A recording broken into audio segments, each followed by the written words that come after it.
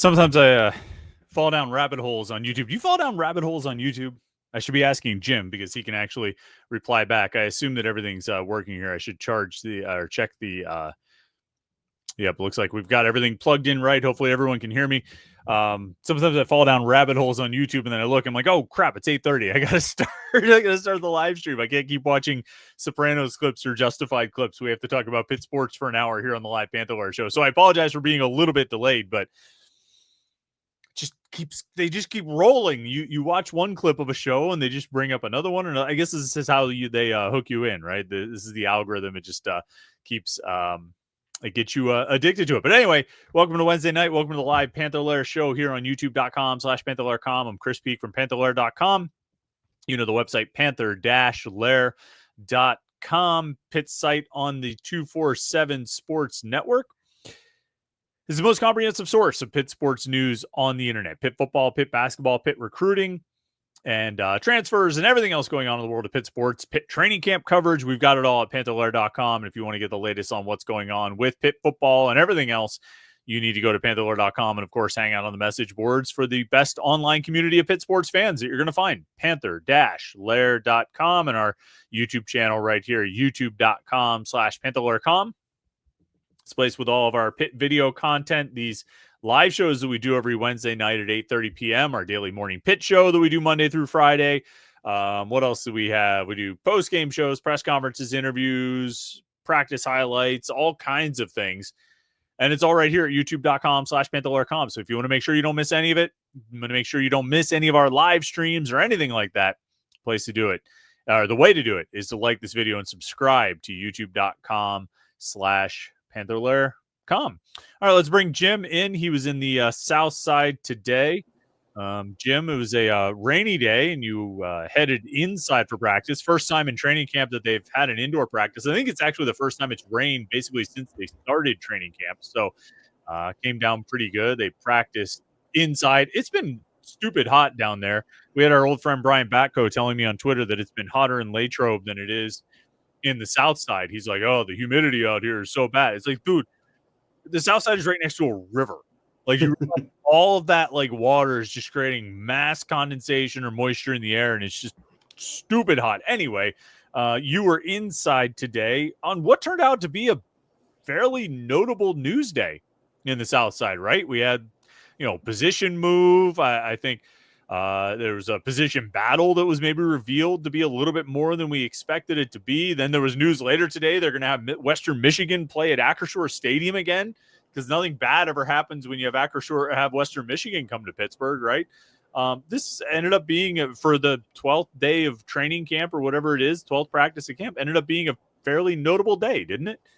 Yeah, I would say so, because we're at that point, and I think we've talked about all week. It's like the mundane part of camp. It's like the repetitive nature, and it's like, I don't know. I was even talking to Mike Anarella today, and I'm like, I've watched them do these same drills a lot. Like, there's only so much I can gain from this. So yeah, we're kind of at that point. But yeah, talking to Pat Narduzzi, talking to some players today, I think we picked up some things, and some pretty interesting things at that. Let's start with the Jesse Anderson move. I think this was sort of I don't know if it was the biggest news, but it sort of came up and became pretty interesting. I think Jesse Anderson, the redshirt sophomore safety, looks like he's going to be working at wide receiver for a while now. See how that goes. We've talked at length about the depth at safety, about how many guys they've got at safety, but I always sort of felt like Jesse Anderson was probably maybe the fourth guy. That you have Cruz Brookins, Javon McIntyre, Kavir Baines-Marquez, the transfer they brought in from UC Davis, and then Anderson seemed to be that next guy. Pat Narduzzi said today, no, he was number 6, and he's working at wide receiver. I feel like there's three angles to it, that you could put in order of priority, Jim. One, what it says about the safety depth. 2, what it says about the receiver depth. And 3, what it says about maybe just trying to get Jesse Anderson on the field. How would you rank those 3 in terms of motivation for making this move? I think the first thing that struck me, and it just kind of paired with everything else we've been hearing lately, is about Josh Garrier. I mean, this dude's coming on strong. Everyone has great things to say about him. Pat Narduzzi brings him up every day at this point. So they haven't really been this excited about a freshman in a few years. So I kind of took that as, okay, he must really be making a push if they're willing to give someone like that a move. Like Jesse Anderson, like I was watching him like take snaps at receiver today, and he had takeaway stickers. Like he was making plays, and like they were talking him up. And I don't know. I mean, I think Josh Garrier's part of it. I also think part of it's Alan Bryant. I guess he didn't really practice in the spring. I think Pat Narduzzi said he was limited to 1 or 2 practices. So he's returned and he's come on strong. So I do think there is a confidence in the safeties that they're willing to let Jesse Anderson go, because I think if it came down to it, like they'd feel comfortable putting him out there. I mean, they've talked like that. I mean, he's produced like that, like in practice at least. So yeah, I mean, but then you do wonder, like how you did say, receivers, like why is this guy just being thrown at the receivers very late in the process? And that's another conversation, I guess. I mean, I think on Rivals, I think we listed him as a receiver prospect. Like, I don't think we ever got him moved to even athlete, let alone like defensive back when he was a recruit coming out of high school. He was always listed as a receiver. We always had to specify, no, he's going to be a safety. He's going to be safety. I think he had like 1,000 receiving yards in high school or something like that over the course of his career. I mean, he was a good player. I'm kind of with you. I think it just comes down to that safety depth. I think Alan Bryant is a guy we probably, if of any of the safeties, we've probably talked about him the least, right? Like maybe for the reason you said of him not practicing much in the spring. But I mean, we've talked about Cruz Brookins. We all talk about Javon McIntyre and the transfer and Josh Garrier, but like we don't really talk about Alan Bryant all that much. He's probably a guy who, I mean, by Narduzzi's accounting, moved ahead of Jesse Anderson. I guess. I mean, is there a role for him like, it's not like the receivers are so crazy talented and deep, but I mean, I think we have sort of gotten sort of an idea of the top 6 here of Kenny Johnson and Raphael Williams and Blue Hicks. And then what do you think? Like Deuce Spann, Zion Fowler-El. I think that's probably about like, I guess. Yeah. I think there's that top 3. Then I think that next 3 is probably Spann, Fowler-El, and Lee. Yeah. Or maybe Tony Kinsler until like Sensor Lee is 100% or, you know, something like that. Cause it seems like they've sort of been easing him back in after that injury last season. So it's not like there was this like crushing need at wide receiver, right?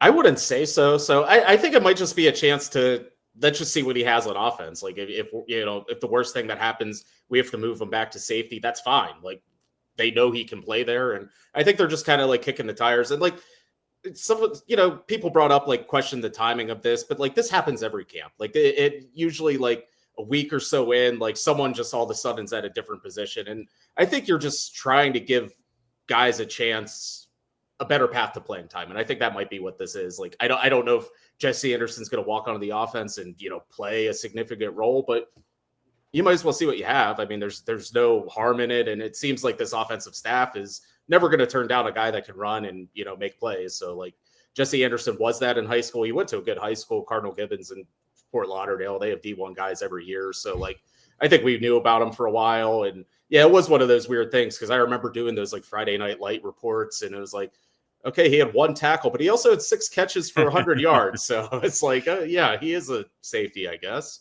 Yeah. I mean, I guess, you know, Josh Garrier is obviously a big part of this. And, you know, we've talked about him a lot. It really is like shaping up to be I think he's going to be on the 2 deep. I think he's going to be a listed 2 deep player. I think he's going to play in the rotation at safety and be on the field a lot, which we haven't seen a true freshman do at safety basically since Jordan Whitehead, right? Has there been another true freshman safety who's been on the 2 deep since Whitehead in 2015 that you can remember? I can't really think because you have to think back to like DeBar Hamlin. He was a cornerback as a freshman. Like he wasn't even a safety. So like, I can't really say no. I mean, like, I think 2 years ago at this time, like everyone was pretty excited about Cruz Brookins, but it wasn't like this. It was not like this dude is definitely going to play. I think they were like, oh wow, like this guy, you know, Cruz Brookins, he might be something someday. Josh Garrier sounds like he's something right now. And, that's interesting. And I don't know if we expected that. I mean, I think going into camp, we were like, this is a guy that could probably contribute on special teams. He's probably going to burn his red shirt. To all of a sudden, it's like he might be arguably the 3rd safety on this team. And it's pretty crazy. Yeah. And maybe, I mean, I hear whispers that he might have enough natural talent that he could be like a starter. Like he's talented enough to be a starter. He obviously doesn't know the defense as well as Javon McIntyre or Cruz Brookins, but he's just that good. And I think by the time they got to the end of spring camp, the coaches were like, okay, this is this is a guy who's going to be really, really good. I did the morning pit on Tuesday. I want to say I had the 5 freshmen that I thought, were the least likely to redshirt. And I put Jakarian Turner number 1 in terms of the least likely to redshirt true freshman. I forget if I had Josh Garrier 2 or 3. I think I might have had him 2 and Tony Kinsler 3. And then Sean Lee as number 4. And then Mason Heinschel, just for, what's in giggles, I put him as number 5. Would you order it in that order? Would you replace any of those guys in terms of freshmen who are least likely to redshirt this year? No, I mean, I think that's about the list, I would think. I can't really think of like other guys on defense. Like, we're not hearing a lot about Cole Woodson. I would think the linebackers are a little far off. Same with the defensive linemen. So we already know offensive linemen are tough to play, and Max Hunt probably needs to add some weight till he gets on the field. So I think we've always kind of come down to at least one receiver is going to play. Jakarian Turner has no choice but to play. And we're just at the point where Josh Garrier is good enough to play. Yeah. And then I don't know if you've noticed, like in days at camp, like when I see Sean Lee, I mean, I don't know where he is on the defensive depth chart, but he's getting some first team special teams work, which sometimes can be the little tip off that a guy is, far enough along, like last year with Jeremiah Marcelin or, Malachi Thomas, these guys who play some on defense for Marcelin or some on offense for Thomas, but they also play special teams every single game. You see a few of these freshmen separate, and I think Sean Lee might be that guy who is, where's he going to be on the defensive depth chart? I don't know. You've got Tamon Lynham and Rashad Battle and Shadarian Harrison and probably, Rashawn Murray, right? The transfer from Cal PA. I was starting to think about like Nigel Maynard and Davion Pritchard. So I don't know where Sean Lee is with those guys, but if he's good enough to get on the field in special teams, I would say sort of, it feels like Marcelin or Thomas that, burning the red shirt that way. Do you get that sense too? I do. And it's almost like, I think by fast forwarding and like by spring ball, like we're going to be talking about Sean Lee a lot. Like, I think he's going to be in that conversation at corner next year. And usually a good way for a, redshirt freshman to be in that conversation is to get on the field. And he clearly has the trust. And I think it's been that way since he committed. I think they knew right away. They're like, this kid's just a good football player. Like, I don't know if they ever really said like, he's a great, cornerback. It's just, he's a good football player. And like, he was awesome at Harrisburg High School. Like, I mean, he was like a quarterback in 6A football, like at 5'10", and it was just like putting up crazy like video game numbers. Then they tried him at cornerback, and he looked like a natural. Like, so it's just like everything he does is just fluid. He's a good athlete, and like when spring ball rolls around, like he's going to be one of those guys we're going to be talking about. Like, ooh, like Sean Lee, redshirt freshman, he's going to be getting on the field. And yeah, well, I mean, especially, at both of those positions, corner and safety. When you talk about Lee and you talk about Gurrier, like, Rashad Battle has to be out of eligibility after this year. I don't know how I just with that Western Michigan thing, I put up a tweet like, pointing out that they had scheduled a home game with Western Michigan. And I found a photo from the Western Michigan game in 21. I was just, any random photo I could find. Rashad Battle's in it. He's making a tackle, and that game was 4 years ago, but he's going to be done. I think Tamon Lynham's out of eligibility. I think Rashawn Murray's probably done, right? He come in as a senior this year. So that's 3 guys, 3 out of what seems to be your top 4 corners gone, assuming you can hold on to Shadarian Harrison for next year. I mean, Sean Lee is going to be right there, no worse than like number 4, right? Yeah. I guess Zion Ferguson could be in the mix there, Pritchard and Maynard, those guys that we mentioned. So, I mean, there's a real opportunity there. And then it's safety too. I mean, Javon McIntyre is going to be done. Kavir Baines-Marquez is done. That's 2 out of your top 3-4 safeties. So, I mean, it's wide open for Josh Gurrier to start next to Cruz Brookins, next season. And I don't think that's out of the realm of possibility. So, I mean, those guys getting on the field, playing, and probably having a pretty good direct shot to be in the starting lineup or at least in the rotation next season. I wanted to talk about the tight ends, but I kind of mentioned Mason Heinschel there. I know he talked today, right? He talked to the media. So that's interesting. I believe he's the first true freshman to address the media this summer, right?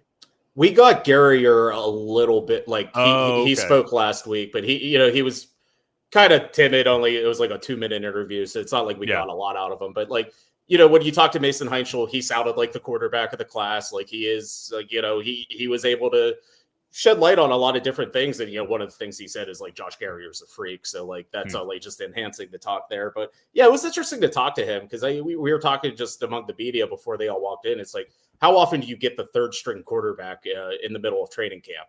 Like that's more of like a spring camp interview. That's not so much a training camp interview, but I think that just speaks volumes to like, there's a real possibility. Like if he has to go into the game, like there's not going to be any hesitation with that. I don't think. Like if the situation calls for Mason Heinzel to go in there, I think there's total belief that he could run the offense effectively. And I don't know, he just sounded confident today. He just sounded pretty mature for, a true freshman that's just starting college now. And, I think one of the things I think Stephen Thompson asked him is like, how much did you have to rely on arm talent in high school?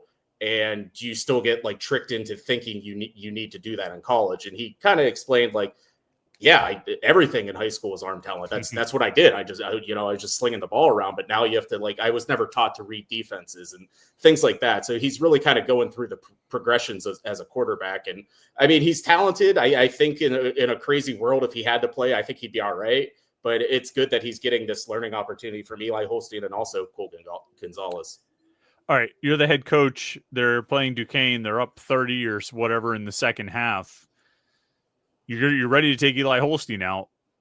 Who do you put in? You put in Cole Gonzalez, who presumably is going to be your backup throughout the season. You want to get him some time, or do you put in Mason Heinzel, who is the future of Pitt quarterbacks? I mean, me, like I would be tempted to play like the future. Like I want to see what the future is. But like at the same time, like Cole Gonzalez is one snap away from getting into the game. So like it's probably good if he gets some game experience this year. But like me, like I would 100% be tempted to put in this like talented freshman everyone thinks is the future. Me too, but we're not coaches and we don't have $1 million jobs riding on I mean, not like I highly doubt that like if in the Notre Dame game they had Eli Holstein gets hurt and they have to go to Cole Gonzalez, that he's going to be better or worse depending on how or if he played against Duquesne on August 30th. So I say fire the freshman out there and let him get reps that are ultimately going to have a greater impact and greater value. But that's just me. The tight end situation is really interesting to me because of the quote from Pat Narduzzi today, where he said Jake Overman is in a battle with Justin Holmes. Did that jump out to you when he said that? Were you yeah, really? Yeah, it did, because I asked the question, because I just, we haven't talked about the tight ends in a while. And, at media day, everyone was like, Jake Overman, he's this great leader and blah, blah, blah. And like all these things. And I'm like, that's great. Like, but I just want to know, like, how are things going in the offense? Like he is now going to be the starting tight end for the first time in his career. And yeah, it was interesting to hear that Pat Narduzzi said he's in a battle. And he didn't just say Justin Holmes. He brought in Malachi Thomas to the equation too and said, I think we have 3 tight ends we can win with, but it's a battle. And it comes down to game day and preparation and all those things. So I thought that was interesting, because I just think we all assumed going into the season was Jake Overman, and every indication it was. And I don't know. I mean, I will say I was surprised, because I thought Justin Holmes was a fullback. Then I got to the first day of practice and I was like, that dude's a tight end. So like that threw like a wrinkle into it. And like, obviously like Malachi Thomas is the type of tight end that this program wants to have moving forward. That big, athletic, pass catching type, maybe not the greatest blocker, but I think that's the mold of tight end they're looking for. So I could see why they'd be tempted to put him on the field. I think Justin Holmes has just showed up and doing some impressive things. And it's not to say Jake Overman's not doing poorly, but like there's just apparently not a lot of separation. Well, was it you that pointed out, or did one of the coaches make the joke that like Marshall for some reason listed him at 6 foot 241? Yeah. Holmes. Did you point that out? I was trying to remember who made that joke. Pitt's got him at 6'3", 235. So either he grew by 3 inches and lost 6 pounds, or Marshall was just, because we were all like really unenthused about the addition of Justin Holmes, because it was like, how are they going to do with a 6 foot 240 pounds? Like, they don't use guys like that. They don't use 6 foot 240 pound guys in this offense unless they're playing center or something like that. So it made no sense at all. He was a Daniel Carter type, and then he gets here and you're like, wait, that's not it at all. Like, this guy is completely different from that. Jacob Bernowski told me broad jumped 9'6", which is crazy for a guy at 6'3", 235. So, and We've seen him make catches in practice. They keep highlighting him on the social media. I feel like he's shown up at least once or twice a week, making an impressive catch in practice. Supposedly he did well in the scrimmage. Like, this Justin Holmes might be a completely different guy than we thought he was going to be when he first committed as a transfer. And it kind of mixes up that room a little bit in a really interesting way, because the best thing we could say about Jake Overman last year, and I always use this word, is that he was just more useful than I expected him to be. But like, there might actually be some high-end upside with Holmes and Malachi Thomas, that where I expected it to be Overman and then Holmes and Thomas would rotate in wherever. Like, maybe Overman's behind those guys. Maybe Overman's in there more on, not that they're going to tip their hand on what they're going to do by putting him out when it's just time to run block. But I mean, Justin Holmes did catch 20 passes 2 years ago at Kent State in what Jacob Bernowski said was a similar offense to what Pitt runs. I don't know. That position got a lot more interesting today, basically with 3 words from Pat Narduzzi of "in a battle." I'm thinking about it completely different. And maybe even my expectations for the position are changing, because I don't know if you know this, Jim, but I don't think the tight ends will do very much this year. I'm quite down on that position, but now I don't know. I'm taking a different look. Has your perspective changed on this position?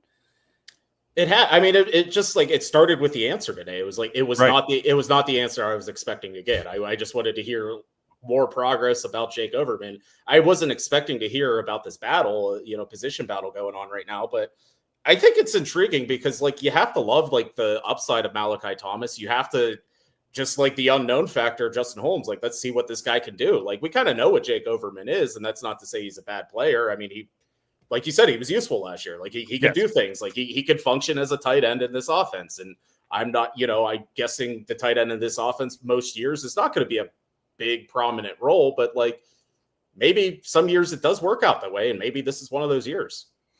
It's so crazy when I think about like how the tight ends just didn't do much last year. They never do much in a K Bell offense. They caught like 50 passes last year. Yeah. Like, the position group was not. I think that was again in my conversation with Jacob Bernowski. I was like, it's just not much production. He's like, or no, it was one of the coaches. I forget who I was talking to. I'm like, yeah, the tight ends just didn't do much. He's like, they caught 53 passes. What are you talking about? I'm like, I guess that's true. I guess that's true. Yeah. We got a lot of comments and questions, a lot of people in the chat. If you want to make sure that we read your comment or question, a good way to do it is to ask it in a super chat like OB did. Not really Pitt related, but wants to know who our picks are for Heisman. He's got Ryan Williams at 35-1. I mean, if I'm going to take a non-quarterback, Jim, I'm going to take Jeremiah Smith from Ohio State, right? Isn't he the obvious non-quarterback here? I would think so. Or do you like Ryan Williams more than Jeremiah Smith? I think Jeremiah Smith is a stud, could be the number 1 overall pick as a wide receiver. Oh no, I'm big on Jeremiah Smith. Like, I think like he's maybe the best college receiver since Larry Fitzgerald. Like, very, very well possibly. Like, Larry Fitzgerald finished second in the Heisman. So yeah, I mean, I could see that. So I don't know. I haven't really paid much mind to I'm looking at like the Heisman odds right now, and it's like quarterback, except for Smith and Williams. I mean, it's just all pretty quarterbacks. Much. Like, it's boring. Like, Carson Beck has like top 10 odds in the Heisman. I'm like, I don't know. I kind of need to see that. And like, I mean, I know like Arch Manning's probably great, but like, I don't know. I think we kind of need to like pause that he's like the undoubted number 1 pick, Heisman winner, like best quarterback to ever walk the face of the earth. I mean, I still kind of want to see it. So I don't know. There doesn't feel like a true front runner, but I don't know if there like was one last year. I don't know if we went into last season like, oh yeah, Travis Hunter's definitely winning. Yeah. It's probably Carson Beck again. Although I bet I bet Hunter had pretty good odds last year. I think everybody knew he was. I think Shador might have had pretty good odds too. So, but yeah, I would love to see a non-quarterback win it. I doubt that's going to happen. It'll probably be like Garrett Nussmeier or one of these guys. But if it's a non-quarterback, Smith would probably be my pick. If you can lock in Ryan Williams at 35-1, the heck, give it a try. But. All right, let's jump into the comments and questions here. Real Talk wants to know if you got to see Joel's Goff today at practice. Did you see him down there, Jim? I think so, yeah. Yeah. Joel's Goff, I mean, we talk, obviously we all know Desmond Reed is awesome, and I think we have some pretty high expectations for Ja'Kerian Turner. But, while that room isn't terribly deep, I like the upside for all three of those guys, for Reed, Goff, and Turner. I think they can all make plays and be pretty good. And if they have to go to any one of them as the number one back in a game, I think they'll be okay, don't you? I do. And I've liked Joel Goff since high school. Like I loved his high school film. I thought he was a really good player for Central New York. And I think he was going to probably get more snaps last year. He had like a cast on his hand, like, for, like probably 2-3 months. And that's right. So like whenever he got action, everyone's like, oh, he's struggling at Boston College. I'm like, this is his first game. Like he did not get that Youngstown State, that Kent State, like, he's being thrown to the fire game 12, like after having a cast on his hand for 3 months. So I think I like his upside. You know what? He's good size. Like he is built differently than the other running backs. And he's built like just like a normal running back, like 5'11", 190, but like that's big for this offense. But I like what he can do. Yeah, it's a shame about the Youngstown State game because Desmond Reed didn't play in that game. So who was even the leading rusher? Oh, Eli had 100 rushing yards, and Daniel Carter had 100. I completely erased this from my memory. Did have a big one? He had the really long run. He had a 57-yard run, but Eli Holstein and Daniel Carter both had more than 100 rushing yards. I have no memory of that whatsoever. But it's a shame. Oh yeah, and like Carter did it on like 7 carries or something. It's a shame because Joel Goff probably would have feasted in that game, and he probably would have been like the number one running back, right? Like with Desmond Reed not playing, so he could have had a chance to really show off in that one. But it's I think he's going to be really good. The depth is thin, but if they can keep 2 of those 3 guys healthy for most games, I think they'll be okay, right? I think so. I mean, I think there's more panic about Pitt running backs on the Panther-Lair message boards than there are in the offensive meetings. What like 5 position groups on offense: quarterback, running back, receiver, O-line, tight end. Most concern for you? That's probably easy, right? It's the offensive line. Yeah, right. Okay. Out of the other four, which one concerns you the most? I guess receiver, just because but I guess just like from a depth standpoint, like they don't seem to be up in arms that they're like down a couple scholarship guys. Like they seem like they feel like they have enough guys. And I think Tyreek Robinson was mentioned as possibly going to running back, and I think he was still doing receiver stuff today. So I don't know. I mean, I don't think they're like that really crazy concerned about it. Yeah, probably because those 3 guys look really good, and they seem to like the walk-on Justin Cook. And I don't really know what to expect out of the Western Carolina transfer, Jalen Williams. He's here. We haven't heard much. Like that first day he got here, I was like, "Ooh, who's this guy?" But I haven't heard his name since. I think Pat Narduzzi is. He hasn't really said anything nice about him. He said when he first got here, he was out of shape, and so he had to get into shape. And then he didn't practice in the scrimmage, and he said he was mad. He didn't say he was mad about that, but he was like, I would have liked to see him out there. It was too bad we couldn't see it. So Pat Narduzzi hasn't really said anything nice about him, and but he's there, right? So he could be the 4th or 5th guy if you run short on a couple of those top 3. All right, our weekly check-in from Pitt Tough Guy. Last Thursday, Alan Green declines to confirm Pitt hitting the $20.5 million. He did the same at the Board of Trustees meeting on 7-Eleven. Ooh, I wonder if he got a free Slurpee that day. Did you get a free Slurpee on 7-Eleven, Jim? I did not. Did you go to 7-Eleven for a free Slurpee? I don't even know if there's a 7-Eleven in Johnstown, to be honest with you. Really? Yeah. Did it get washed out in the flood? Yeah, we're like a Sheets-only town, man. You can have a Sheets and a 7-Eleven. They serve different clientele. You know? A Sheets man is not a 7-Eleven man or woman. No, I would agree with that, but I don't know. I can't. If there is one, I don't know where it is in this town. I wonder what the closest 7-Eleven would be to. I would think like there has to be one in Indiana. Is that close? I mean, yeah, college town, like right up the road. What's the zip code in Johnstown? Wait, maybe I can just search by Johnstown, PA. There's one on Fairfield Avenue, Jim. Do you know where 309 Fairfield Avenue is? I do. I did it. Like, I feel like that gas station changes hands. I actually pass that gas station like leaving town every day. So you could have gone right over there. I drive and right got a free past Slurpee on 7-Eleven day. Oh, that's too bad. You missed out. Well, it's an important day. It was a Friday this year too, so it was extra fun They have special like free cups. So if you like, you can't just go in and take like the big gulp or something like that. They have these free, like smaller than small cups. But you can go and you get your free Slurpee on 7-Eleven. I can't believe you've been missing out on this. And it was right there in Johnstown. So right there. Yeah, that's a real shame. Anyway, Pitt AD fundraising comes in less than half of $40 million in 2023. Those facts taken together say Pitt can't hit the 20.5. Any facts to the contrary, AD annual deficits alone of minus $41 million since 2019 doomed it anyway. Thoughts? Yeah, my thoughts are Pitt's going to give football the money that it needs. They're going to give men's basketball the money that they need. They're going to give a little bit to volleyball, maybe some to wrestling, and they're going to find a way to come up with the money. And if you're concerned about them not having enough money, they've got plenty of opportunities for you to donate to the cause. Josh Newark says, okay, usually I'm a Pitt optimist. I love the morning Pitt, but as I get older, the more cynical I get. I love thinking on paper we can get to 8, 9, 10 wins, but the line. The left side is completely unproven, unknown. And the defensive line is absolute speculation at this point. Talk me off the ledge and get me back to having blue and gold colored glasses on.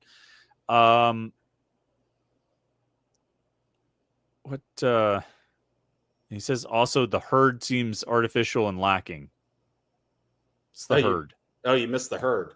That is the new nickname for the tight ends. It doesn't quite have the same ring as the Sharks. Stephen Thompson tweeted it. Yeah, Malachi Thomas showed up to the interview today wearing a t-shirt. So if you want to check that out. The herd. I didn't yet. What does that mean? I'm still not really clear on all that, but yeah, it just doesn't flow like the Sharks. It doesn't make it herd. So that, yeah, there's a t-shirt, like all the tight ends are on the back of the t-shirt. They're like they're a herd of what? Is there a picture on it? Horses. Horses.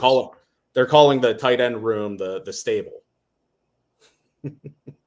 So do they have a hand signal? They have like a tail or something behind them, or the Sharks had that's I don't know.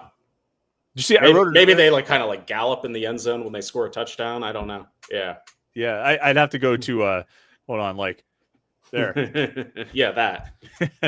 Sorry, Jim. I had to take you off the screen for a second so I could demonstrate riding a horse. I'm hearing Pony by Genuine in the background. Maybe that's it. Maybe they just like to listen to was that Genuine? I think that was Genuine. Anyway, we're getting way off track here. I wrote an article about the Sharks this week because on Media Day I asked those guys about the fact that they got trolled by the SMU kicker, which still stands as a lasting image for me. That kid nailed a 50-yard kick and gave them the shark symbol. And when I asked Braylon Lovelace about it, I was like, I don't know if you guys noticed the kicker. He's like, yeah, their tight end did it too. I'm like, whoa. Okay, he's like, and then a Virginia DB did it. I was like, oh, geez. He said a Virginia DB did it after he got an interception in that game. I don't remember who it was. There were 2 interceptions. Jonas Sanker had one, and then Corey Thomas, who's actually from Pittsburgh, did it. Or got an interception. I don't know if he made the shark, but anyway, those guys very much remember it. Braylon Lovelace is like, yeah, it's on film. The problem is they don't play SMU or Virginia again this year, so they can't. I don't know if anybody else did it, but those guys were like, yeah, we like having a target and blah blah blah. Anyway, as far as Josh's question about optimism, 8, 9, 10 wins. I think we went through the schedule last week, right?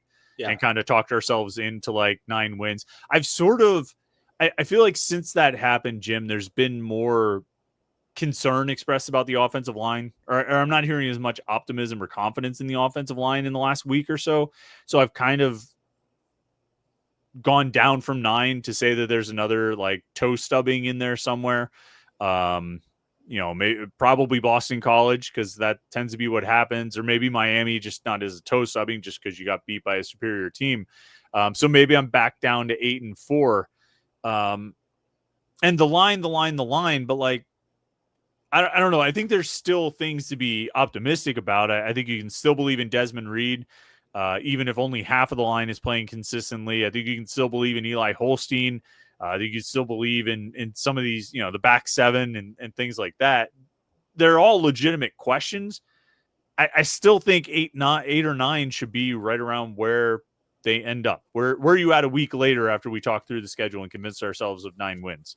I still see the path to 9. Like, I don't know if they'll get there, but I think the path there, like 8-4 still seems realistic. But my whole thing is like, I don't think they got worse from last year. And I still think maybe the schedule's technically harder, but again, like it sets up nicely for them. Like they're really are not a lot of hard games until like that end of the year stretch, like outside of Louisville, like it still allows them a chance to work on some things the first 2 games, maybe pick up some momentum by beating West Virginia, then like see what you have after that once ACC play starts. But I don't know. I still am pretty bullish on this team. I still think they have some really good players, and I think everyone is so hyper focused on Pitt, and it's just like, what can Pitt do? What can Pitt do? But like, if you really look up and down the ACC, and I even said this back in 2021, I'm like, there is a path to win games in this conference. There are not a lot of dominant teams, and Pitt avoids a lot of those dominant teams this year. There is no Clemson on the schedule. There is no SMU on the schedule.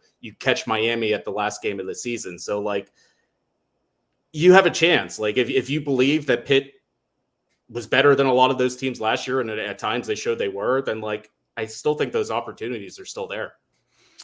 Yeah, Lawrence Nicoletis as quarterback and O-line will decide Pitt's record, and I agree. Like I don't disagree about that. Do you like if you had to rank the biggest factors that will influence? I think it's the play of the quarterback, which is inevitably impacted by the play of the offensive line. For as much as we would want to talk about defensive ends or the All-American linebacker or all that, like, shoot, I might write an article about the punter this week and express my optimism there, but it's still going to come down. Does the quarterback play well, right? I mean, like, that's the long and short of it, isn't it?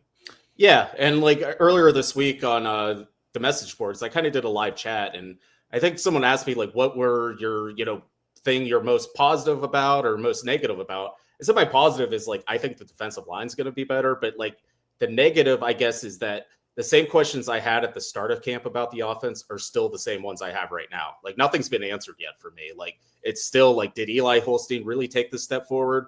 Is Blue Hicks going to be this like really awesome, like secondary wide receiver option? Like, do they have the offensive line depth? I'm like, yeah, you hear great things at practice. Like, everyone's upbeat, everyone's positive, and that's all well and good, but I still haven't seen it yet. So I still have those same concerns. So nothing's changed for me there, but like, I still think Eli Holstein has a chance to be pretty good. I mean, because he was, yeah, right? Like it's not based on just like guessing or high school ranking. I mean, we've seen him in college games. We've seen him in college games be bad, but we've also seen him put the team on his back. I wonder, like, it's such a cliche, but like, does Eli Holstein feel to you like he just fits the definition of a gamer? Like a guy who maybe isn't always good in practice, but like he's able to, I don't know about turn it on, turn it off, because it's sort of, I don't like when people say that, because like, well, you should just turn it on and leave it on then. But like, he's able to just sort of rise to the occasion a lot because he did it last year, that I don't know. Because I mean, I see him make some throws in practice and I'm like, what was that? Like, how did you miss that throw on air? Like, what's going on here? But I know I've seen him make some huge plays in games. Like, maybe that's just who he is. He's a guy who shows up on Saturdays and just makes plays. Yeah, I mean, there's part of it, and like it might just be part of his progression. Like, I don't know if Kenny Pickett was as detailed as he was as a sophomore as he was as a senior. Like, I think it takes part of that growth. And I think maybe he'll eventually realize that I need to be 100% all the time. And I need my guys to follow me that way. And I think Kenny Pickett eventually got that probably earlier than Eli, but that's two different people. Like, everyone has different paths and all that kind of thing. But yeah, I mean, there is a sense that he just can turn it on, because I think when he showed up last spring, I was pretty darn confident that Nate Yarnell was going to start last season as the quarterback.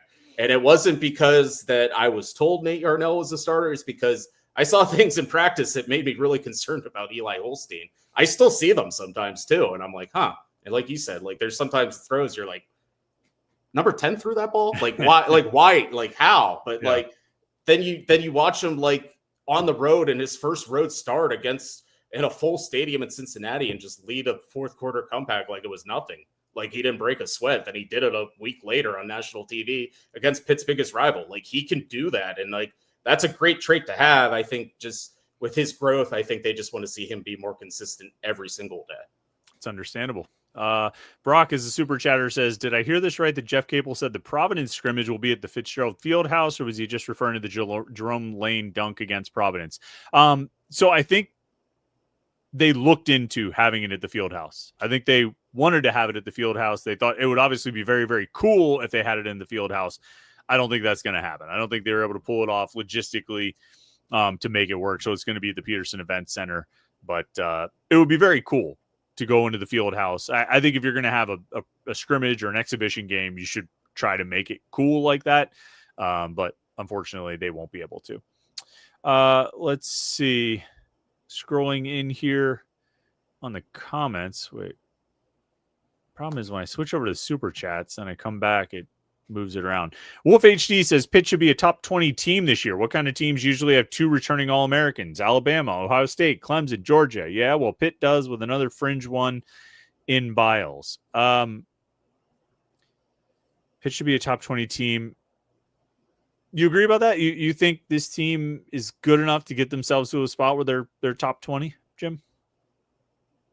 I mean, I guess like if they're, getting to that 9-win threshold, like they would probably be ranked at some point during this season. So I guess it's not out of the realm of possibilities, but like as far as preseason rankings go, it doesn't surprise me that they're not, just with the way the season ended. Like there have been other teams that have been average before that have had 2 good players. Like it's going to come back down to like the teams that get respect in the preseason are the teams that recruit well, and Pitt doesn't. So like if you're filling out a ballot, I'm AP voter Joe Smith, like you're going to look at, okay, this is what these teams did last year. These are the teams that always recruit well. I'll just kind of like throw them all in a hat and pick 25 and somehow put Alabama in the top 5.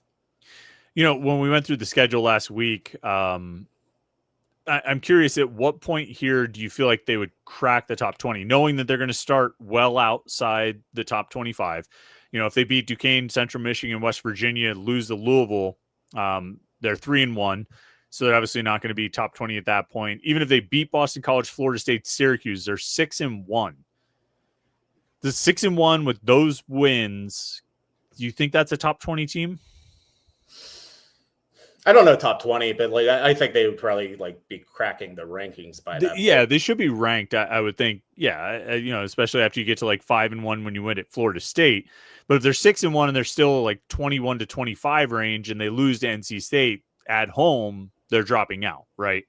And so then if you beat Stanford and and then you lose to Notre Dame, like maybe at 9-3, maybe if they win the bowl, they can get back inside the top 20. But I think it could be tough, not necessarily because they're not that caliber, but just because of sort of the ebbs and flows of the schedule, right? You need to get a bunch of wins in a row to climb. And if you win 3, lose 1, win 3, lose 1, you're going to be up and then back down and up and then back down, particularly if you start as far out as they're going to start. So it could be a challenge, but when did they crack last year? Was it 5-0? Like they 5-0. They beat North Carolina, and then the Cal game, I think they were ranked.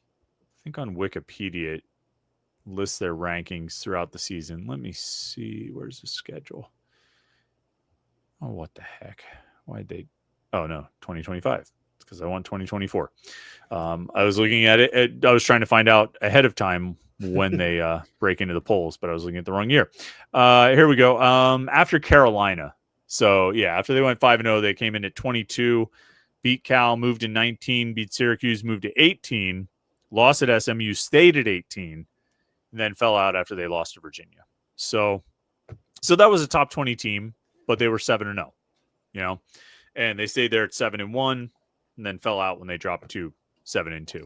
So ebbs and flows, course of the schedule, all that stuff's going to have an impact. Right. L Smog 57 says Josh Gurrier sounds like the second coming of Jordan Whitehead. I think he's going to be really, really good. I think he's going to be a stud. Jordan Whitehead's a pretty special guy. I'm gonna need to reserve judgment on that. Jordan Whitehead was a starter from the jump. I'm not sure if I'm not going to go there yet. Are you going to go there, Jim? No, and I mean, Jordan Whitehead was just so different in that he was local. He was a top 100 recruit. He had offers from everywhere. We all followed his high school career, so like everyone had a good feeling for like Jordan White. Like the thing with Josh Gurrier is like, for the most part, he's kind of coming off unknown. Like, yes, he was part of last year's recruiting class. Yeah, he had some good offers and it was a nice recruiting win, but like he didn't have the fanfare. So I think like this just feels more sudden, whereas like Jordan Whitehead, it was almost expected. Let's see. Blues Brothers says for it to be a successful season, Pitt needs to finish in the top 3 in the ACC.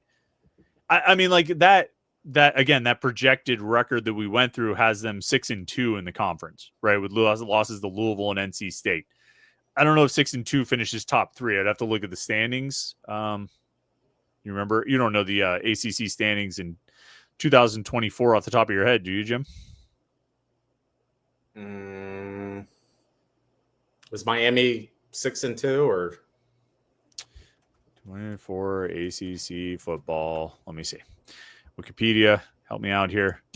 Yeah, Miami was 6-2, so it could happen. And then Syracuse, Louisville, Georgia Tech, and Duke were all 5-3. So I guess 6-2 could get you there. It's going to have you right on the cusp. You could be 6-2 and lose a tiebreaker or something like that. So I mean, I don't know. They could be in that range. Josh Newark says Pitt's second and third best receivers are cast-offs from Louisville and Florida State. I wouldn't say that. I would say, I don't know. I mean, I think their best receiver is a recruit, right? Their second best receiver might be a cast-off from Louisville, but their third best receiver could be a cast-off from Western Carolina. It could be a true freshman. I don't think Deuce Spann is their third best receiver. Do you, Jim? No, I'd say closer to 6 than he is to 3.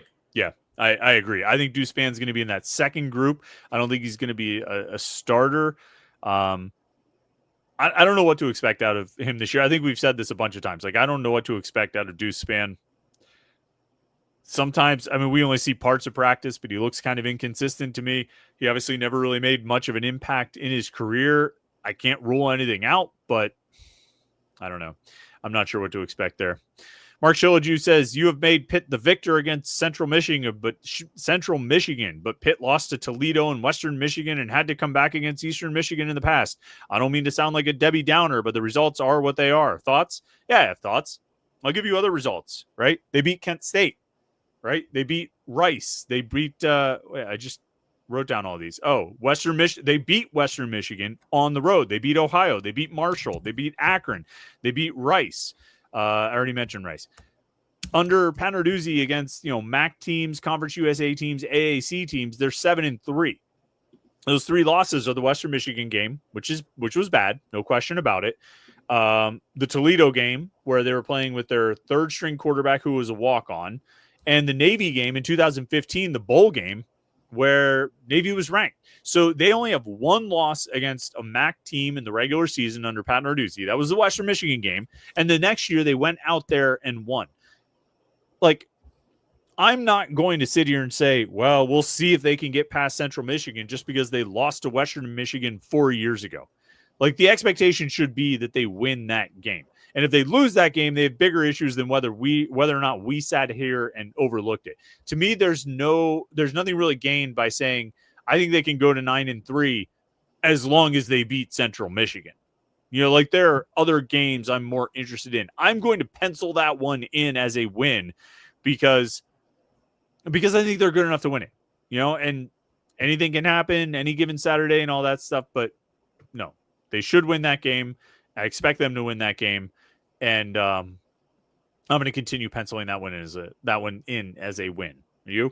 Yeah, I have no second guessing that one. No doubts. I feel pretty comfortable, and I don't care that they lost to Toledo last year. Yeah. Let's see. Scrolling through. The Blues Brothers chimes in and says a lot of the gas stations have different names on the outside, and then you go on the inside, and it's 7-Eleven. So I guess next July 11th, you should just go to every gas station and see what you can find. See what you can find about, if they have free Slurpees. Talk is Pitt said this about 15 minutes ago. I've never seen Chris so clueless. What was I clueless about 15 minutes ago? Do you remember? No. Well, remind me, Talk is Pitt, about what I was clueless about. Tyler S. says it was Corey Thomas who gave the shark symbol in the Virginia game. It was the Pittsburgh kid to end the game. Blues Brothers says, I feel like SMU coming into the conference and being one of the top teams just shows that Pitt doesn't spend enough money on their program. I mean, look, yeah, SMU came in. They've definitely spent a lot of money on their program, spent a lot of money on transfers. They're spending a lot of money just to be part of the ACC. There's no question SMU has a stronger and more well-off fan base than Pitt. I don't think there's any doubt about that. And you would put them, like, in terms of the passion and deep pockets of their fan base, SMU has to be top what in the ACC, Jim? Pound for pound. Like pocketbooks, I would say they're pretty much up there with, like, after you get beyond like Clemson, North Carolina, like teams like that, like they care that much. And like I would say, like, I would even like there's not a lot of them. That's the thing. Like their stadium's small, like their atmosphere was just kind of average for like what was supposed to be a big Pitt SMU game. It's just like those guys that are sitting up in like the skybox, they are absolutely loaded and they really want SMU to win football games. So like, yeah, great for them. And like, I don't think that's SMU does not really like tell the story about Pitt. Like we knew that about Pitt. Like that has been like the thing, you know, probably holding this program back. And it's even more relevant now with NIL and revenue sharing and transfer portal and all that. It's like, it's nothing new. Like SMU is just like another example of like, there are teams out there that spend more than Pitt. Yeah. And they're crazy rich, like stupid rich beyond any normal definition of rich people in Texas. Kurt46 says the whole gamer thing gives me nightmares of Phil Dracovic, but at least Eli Holstein has shown he can do it. The thing was, like, there was so much smoke blown about Phil Dracovic in training camp in 2023. Like, Phil's throwing the ball better than he's ever thrown. He looks as good as he's ever looked in his life. Like, he is just looking so good. And you guys aren't seeing it on any of the social media videos or anything when you see live in person, but he is so good right now. And it was being fed. I mean, like, I think Frank Signetti was leading the charge, and there were people that Frank would talk to that would then disseminate that message. And so it was coming out that Phil was just looking. I mean, he was the opposite of a gamer, if we're to believe what we were told about practice. And I don't think he was probably all that great in practice anyway. So it's not the same thing. I think there have been gamer quarterbacks. I don't know. Bill Stahl was always great in practice, but he, you know, certainly by his last year, he was able to step up and make plays back in 2009. But I don't know. Eli Holstein might be that guy. Adam Bitchik wants to know how many times will a Pitt player get an ACC Player of the Week? I mean, like, so many. Yeah. Like, there's so many awards, and then they'll do like co-back of the week and co-lineman of the week. I mean, they'll get lots of them. They got a bunch when they went 3-9. You know, they'll get a bunch this year. They get a bunch every year, just because there's so many of those things that get handed out. Nicholas Garrett wants to know what happened to Elliot Donald. He pretty much hung it up. You know, he was hurt. I don't know if you saw a little while ago. I wrote an article, Jim, about Elliot Donald. You know, he was injured. He went into the transfer portal. He said, but he, you know, if he couldn't go and work as hard as he knew he had to work, then he wasn't going to do it. And his back just acted up and wouldn't let him work as hard as he wanted to work. So he left the transfer portal, and now he's working as a trainer. So we wish him the best. Josh Newark says, Chris, I think you asked Alan Green about changes in philosophy of non-conference football scheduling due to revenue based on ratings. Do you think that means higher ranked opponents or standalone weeknight games? I think so. There, like, this is probably a longer conversation to have, Jim, but like, and people on the message boards, I'll give them credit. They pointed this out and it probably is a good way of thinking about it. Like, so there's a couple things at play. One, you've got the ACC saying they will basically prorate TV revenue based on your TV ratings. Two, you've got a scenario where probably the most likely or most feasible path for Pitt to get to the college football playoffs is by winning the ACC championship. And when you put those two things together, you end up in a situation where it kind of doesn't matter if you get blown out in the non-conference, because that's not going to affect you going to the ACC championship game and potentially winning it, which is what gets you to the playoffs. So if playing a tough non-conference is not going to keep you out of the playoffs, or at least prevent you from the most accessible path. And it's also, if playing premier teams, high-profile teams is going to get you higher TV ratings and more money, maybe it does make sense to load up. Maybe it does make sense to skip on Western Michigan and who else did they just announce? Northern Illinois and UConn, and go out and try and get whoever you can get that's going to bring TV ratings. Try and get Ohio State, try and get Alabama, try and get Texas. And maybe they're trying and those teams aren't saying yes. But I think I can see the reason. I've always been one, Jim, that says stack wins. Play a cupcake non-conference schedule, try and get 10 wins every year, and build the fan base and enthusiasm through that. But maybe it makes sense to, even if it means getting your brains beat in the non-conference, schedule up. Go get those high-profile teams. I can see both sides to it. I mean, I think at the end of the day, most Pitt fans will appreciate going 10-3 more than going 8-5 and, maybe, playing in the ACC championship. Pitt's path more than likely is to win the ACC championship most years. But I think for this fan base, they need to be engaged, and they tend to be engaged when Pitt's winning games. So, I mean, I've seen those games where they get their brains blown in by Oklahoma State and Mason Rudolph throws 600 yards and there's no one there for it. It didn't do anything for them. Nobody gained anything from it. So, I mean, the easiest answer to that, and it's probably the hardest solution, is just to play Penn State every year. Because that gets eyeballs on the TV. You're always guaranteed to have a big revenue TV game. And I think the years whenever Pitt plays West Virginia and Notre Dame, they get more increased viewership. So the rivalries are the ones that do it for them. I don't know. I mean, I guess if they played Ohio State, obviously it'd be fun and interesting, and Pitt would probably lose and all that. But I don't know. I think this fan base needs wins more than they need the extra revenue by losing big games. I guess so.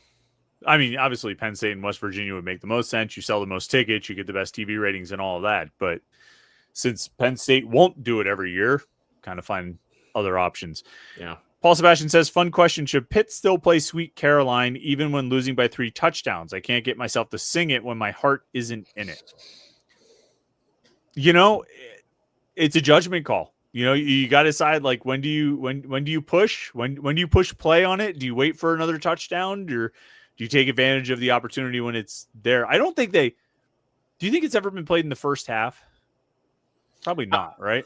I thought for maybe 1 year that they were trying to experiment, making sure the kids don't leave early.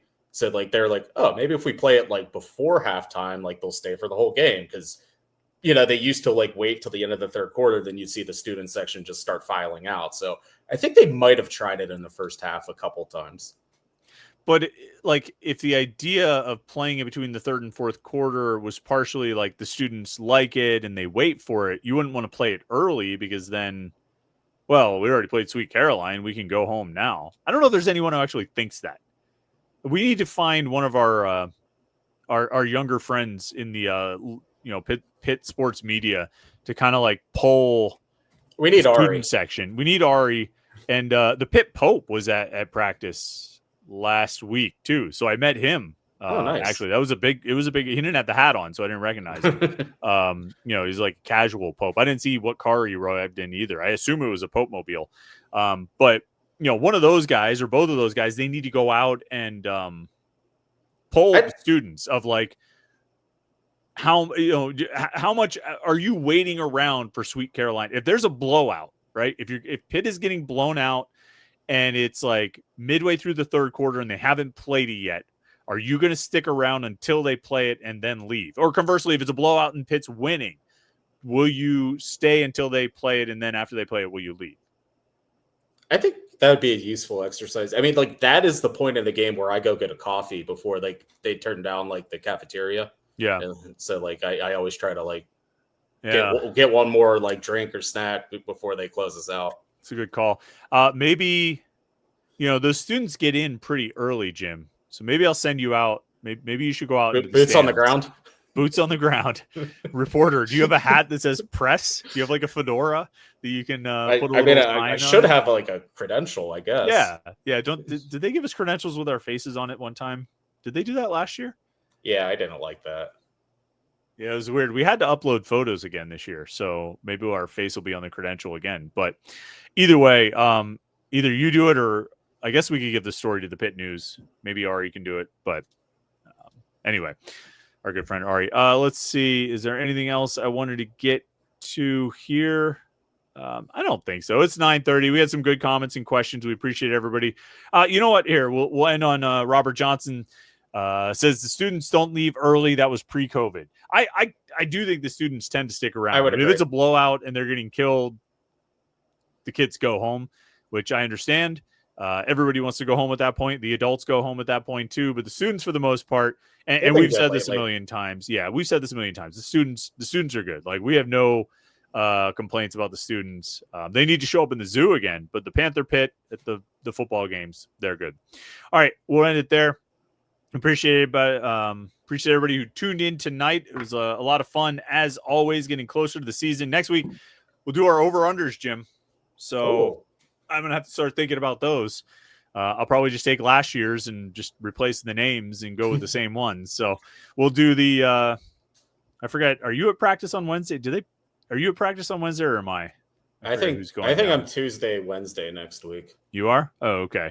Well, we'll have to poll the local media, and then we can compare it to our answers here on the live show. But all right, thanks everybody who tuned in tonight. It was a lot of fun. Thanks for the comments and questions. Make sure you like this video and subscribe to youtube.com/Panther-Lair.com. Check out the website Panther-Lair.com to get all the Pit sports news. We'll have lots of coverage. No practice tomorrow, but we'll have lots of content nonetheless. So check it out, Panther-Lair.com. All right, thanks for tuning in. Have a good Wednesday night. We'll catch up with you tomorrow for the morning pit right here on youtube.com/Panther-Lair.com.